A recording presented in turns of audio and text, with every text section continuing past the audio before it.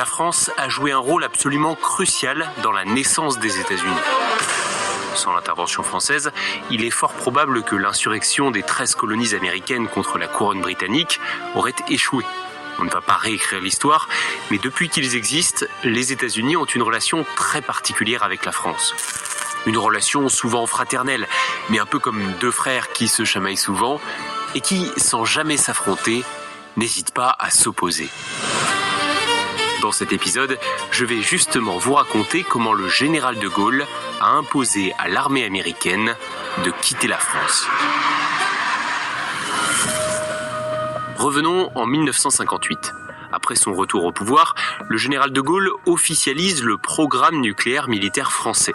Les États-Unis tentent de dissuader la France. Ils promettent que les armes atomiques américaines protègent aussi leurs alliés.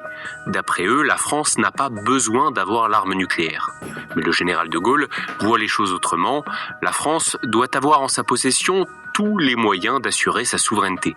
Le 5 juillet 1958, de Gaulle prévient donc le secrétaire d'État américain « Nous aurons l'arme atomique ». En 1959, dans une allocution à l'école militaire, il déclare aussi « Je tiens à vous dire qu'il faut que cette défense de la France soit française.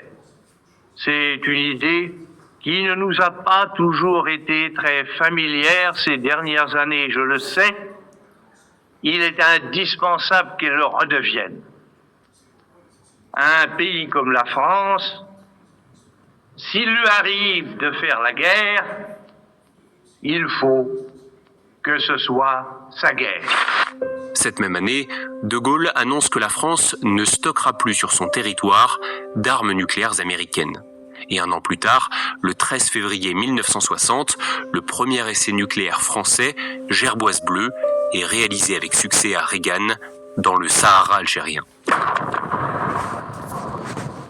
La France adopte une doctrine d'utilisation de sa force atomique, souvent résumée par le concept de dissuasion du faible au fort, qui se résume en 3 points. Premier point, l'arme atomique a une vocation purement défensive. Elle ne sera utilisée que dans des circonstances extrêmes de légitime défense. Deuxième point, la stricte suffisance. La France ne cherche pas à avoir autant de têtes nucléaires que les États-Unis ou la Russie, mais elle maintient son stock au niveau minimal nécessaire pour être capable d'infliger des dommages inacceptables à n'importe quel adversaire. Et troisième point, le non-emploi contre les États non dotés. La France s'engage à ne pas utiliser l'arme nucléaire contre des pays qui ne la possèdent pas. Pour garantir que cette force soit utilisable en tout temps et en toutes circonstances, elle est divisée en 2. La force océanique d'abord, avec des sous-marins nucléaires lanceurs d'engins. Il y en a toujours un en mer, ils sont indétectables et cela assure que la France pourra riposter même après avoir été frappée par la pire des attaques nucléaires. Et aussi la force aéroportée, avec ses avions de chasse Rafale ou des missiles nucléaires, ce qui offre la flexibilité et la visibilité. Un raid aérien est un signal politique fort que l'on peut montrer et annuler jusqu'à la dernière minute.